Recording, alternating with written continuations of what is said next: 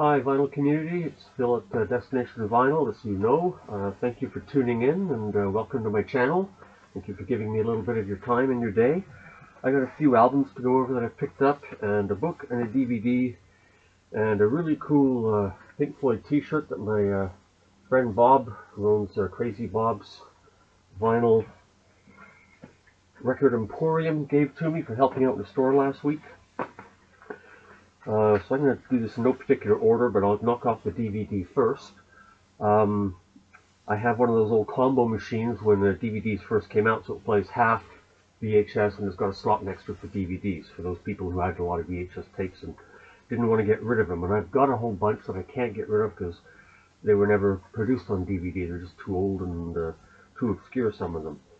But I plugged in my VHS of heavy metal the other day, and about 30 seconds in, the machine ate it. The tape was just too old and stretched, and I had to cut it and reel it out little piece by piece and actually take the back off the machine to get it all. The machine works fine now. It's just the old tape was worn out, so I had to go and order off Amazon the DVD of it. And this is pretty cool. Obviously, it's got extra features that VHS didn't have on it. But that's just the text. My real annoyance with this movie is that from when I saw it in the theater, actually I think I saw it at a drive-in when it first came out, the Canadian version at least of the VHS and DVD has omitted the Nazareth song on this. So we get something else played dubbed over it during the movie. So the Nazareth song, Crazy, Suitable Case for Treatment, is not on this copy, at least in Canada. I'd be very curious to know if anyone in America watching, if that's in your version or not, because in here they dub it out and put something else in. Today is Monday. On Saturday, I was at a friend's backyard barbecue, and she asked me if I'd been to the local Salvation Army thrift store recently. And I said, no, I haven't. She says, they're having a book sale, and on their front table, right by the desk when you walk in, is a book about the Beatles. And I said, I've got a bunch. And she says, this one details all the songs, every song that the Beatles wrote while they were together, background of it all, the story behind it, the lyrics, complete from start to finish. And it was only like $17.99. This was written by Steve Turner, and this is a reissue, so this has been updated with new information. The original one was 1994. This is a 2015 reissue, rewrite with updated information, but this is really cool. It doesn't have the dust jacket on it, but oh well. But it's got all sorts of pictures inside, and it's got, like I said, every single song that the Beatles wrote together, right up of the song, what inspired it, why they wrote certain lyrics, and why they chose to include it on certain albums, the inspiration behind every song. And this is really cool. It's you can tell it's pretty thick, so that's going to be a nice read. I started the introduction. I said, wow, I'm going to need a day or two just to read the preface and introductions. Getting to vinyl that I picked up recently. A little story here. I'm on Facebook, and I belong to a few of those vinyl collecting groups. And one day, one of the guys in there, this was now a month ago, one of the guys in there posted a picture saying, I'm playing soundtracks today, show me yours. And he posted a picture of what he was listening to at the time, which was Eddie and the Cruisers 2, Eddie Lives, the second movie. And I've been looking for this thing since the movie came out. It was 1989, I think it was, or 90. And I asked him where he got it, because I thought it was like, to me it was a Bigfoot or Elvis. You hear a lot about it, but you never actually see one. And he said, I'll get back to you. He said he just got it on Discogs, and he messaged me back about 10 minutes later, saying there's 6 for sale on Discogs.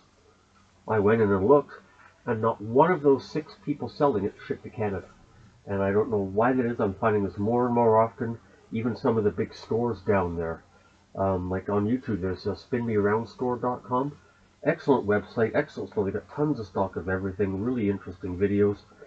But they don't ship to Canada. Like, is it the shipping? Just bill me the shipping. I don't care. If I want the product, I want it. I can't get it anywhere else, obviously. I wouldn't be ordering it down there.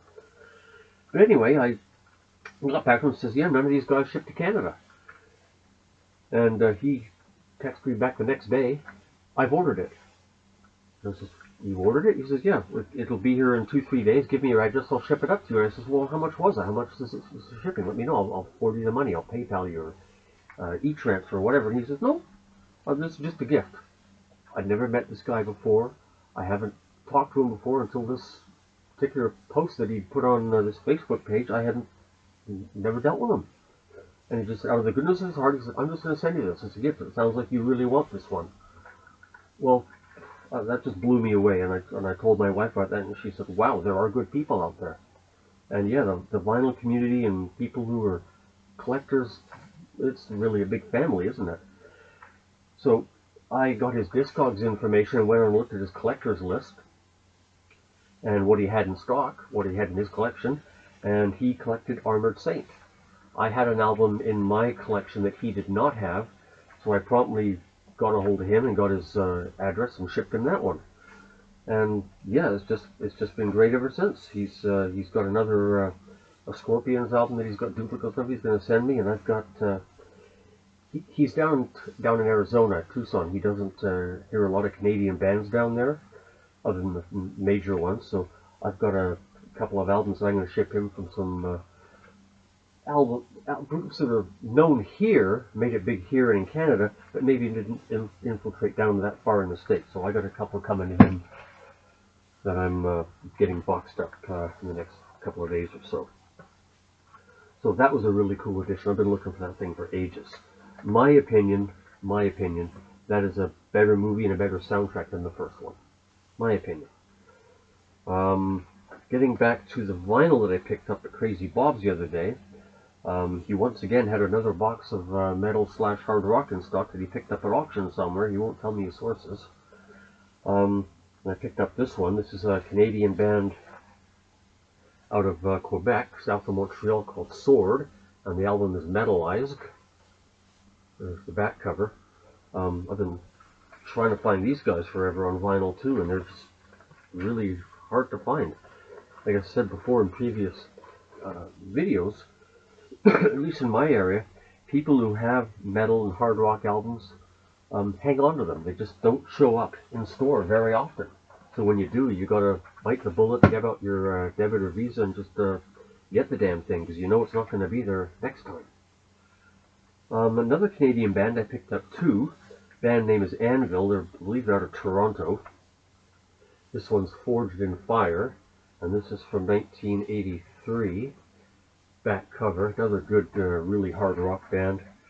It's got original lyric sheet, and on the back is fan club and merchandising information. Really cool band, really good hard rock. And that is on, what was that on? That was on Attic Records. Comes in a nice polyline sleeve that whoever had it last put in there. That's great. I don't have to change the sleeve. And the second one from them, Hard and Heavy. And again, the back cover. And this one was from 1981. And this is on Attic Records. This is the same label that Triumph records on. And yeah, these guys are just really, really cool band, really loud. This is not intellectual. Just put it on, turn the speakers up, and sit back and just, just enjoy. I sort of equate this to the first Van Halen album. It's not to be listened to, it's just to be played loud and enjoyed. 3 left. This is an American band out of LA. This is from 1977. I think these guys are LA. And that's Angel, On Earth as It Is in Heaven. I'm surprised this is 77. With the hair I would have said 80s, but they're very glam hard rock. I've been looking for this one for a while, a good copy. I've seen it around before, but never a good copy. They're usually pretty roached. So, back cover. I'm really happy to find that one. That's a great find. In that shape, because it's absolutely mint. All these albums are just absolutely mint condition. And then I saw this other band in this box that I've never heard of before, and I had to go on YouTube while I was in the store and play a couple of songs on them. And at first I thought they were a Christian rock band, because some of the song titles, just, Sacred Hour, The Spirit, How Far Jerusalem, I really thought they were a Christian band, but I asked my friend Bob, who owns the store, and he says, no, no, no, no. If you can get these albums, get them any and all if you don't have them. So I bought the two that he had. And that the group is Magnum, out of Britain. And that's 1985, and this is On a Storyteller's Night. Yeah, On a Storyteller's Night. Really cool album covers. That's what drew me to me. And the fact that they were in a box labeled metal and hard rock. And the back cover. So yeah, I listened to a few of these, a couple of songs of these anyway online that were on these albums, and I really like it. I asked him at first what they were like if they weren't Christian, and he says, well, and there's nothing wrong with Christian rock, by the way, I don't want to offend anyone, but just not my thing. But I asked him what this band was about, and he says, they're a progressive hard rock metal fusion punk band. I go, excuse me? And he said, well, maybe punk is stretching, but he says they're really progressive hard rock. Okay, I can deal with that. So, like I said, I played 2-3 songs, and I liked what I heard, so I picked up that. And I also got this one. That apparently was their biggest seller, and this one is apparently their breakthrough. And this was from 1982. So yeah, I guess this was done an album or two before that, Storyteller's Tale, and this one is Chase the Dragon. And again, I don't know anything about this band other than the fact they're English. They're hard rock / heavy metal. This is on Jet Records. The vinyl and the covers are all just absolutely spotless. I think these things must have been played once and then put aside. They were probably dubbed onto a disc or a tape or whatever, and the guy just put them aside. I've met a few collectors who've done that in the past. We have a used storage unit up just the end of the block from me, and yeah, there was a guy in there who every summer opens it up on the weekends and just sold vinyl out of his storage unit on the ground there, and big walk-in 10 by 20 storage unit, and filled with albums, and most of them he said had only been played once or twice. He bought them, dubbed them onto tape or disc, whatever at the time, and then just put them aside. Excuse me. Because he didn't have room to store them, so he just stored them all in the storage, and he said finally it's time to move them all, it's just too big a collection. And I picked up a whole bunch of him a bunch of years ago. He seems to have sold out now or moved and taken his collection with him because he doesn't have the unit anymore. So that's it. Whole bunch of metal and a t-shirt and a DVD, and I'm giving you everything today that I picked up in the last couple of weeks. And this excellent, excellent book. That's the back cover of it. Again, this details in great detail. Great detail. All the lyrics of every song the Beatles wrote together, and the inspiration for it all, and a little bit of press reaction to it as well, it looks like. Gives the length of the song, the date it was released in the UK, date it was released in the US. Another more pictures of the band with color and black and white. This is just a really, really cool book. And I'm so looking forward to getting into this. That's going to be a long time to read through that. So I hope you enjoyed this. Again, I'd be really curious to know if anyone can tell me about that heavy metal soundtrack. If down in the States, that song by Nazareth appears in the DVD or VHS at all, or if it ever appears on your US Netflix feed. It was on Netflix in Canada, and again, that song was dubbed out and then the song put over it. I can't even tell what the song over it is, it's so quiet in the soundtrack. Luckily, the album, the physical vinyl copy, which I have back from the day, does have the Nazareth song on it, and I just love that song. It's the only album that was ever put on.